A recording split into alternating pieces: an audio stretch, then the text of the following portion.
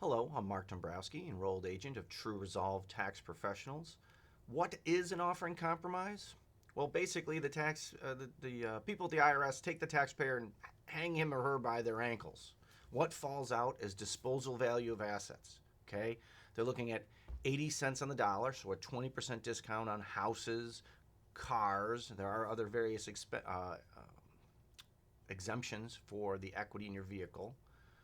They look at what are the tax consequences on any retirement product, like an IRA or a 401k. But all those assets are on the table. Really, there's very few exempt assets in an offering compromise because the IRS can collect against you on those assets.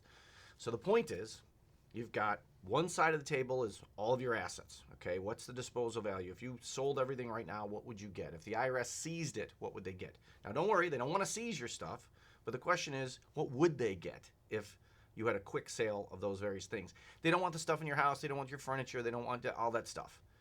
Add to that what they would get when they reviewed a financial statement, your current financial statement, and what your current average income is versus your current average household expenses. How much would they get every month?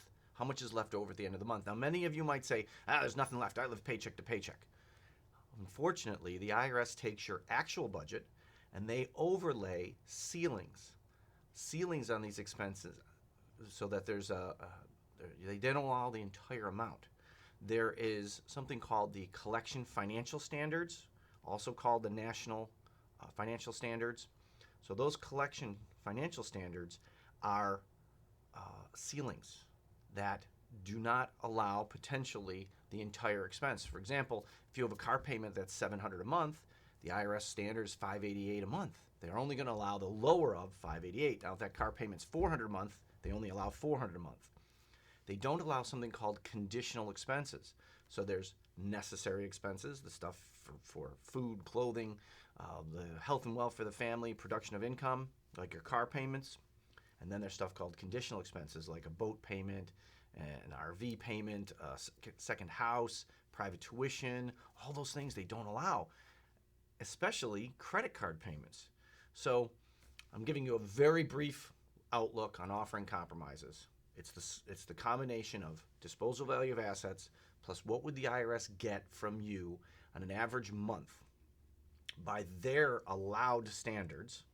And you can go to irs.gov and just type in collection financial standards, and you can see what these numbers are by county. So it's basically based on what county you live in and the number of people in the household. They take how much you can pay every month and they multiply it by either 12 or 24. This video is not meant to go into all those complications because it's YouTube and you really want to stay short. If you want more details, you can call us at 720-319-8954. Again, 720-319-8954. Additionally, we have our office, Tax Help Associates, which is both of those companies are mine, and that is 716-634-6200. Again, 716-634-6200. Thanks.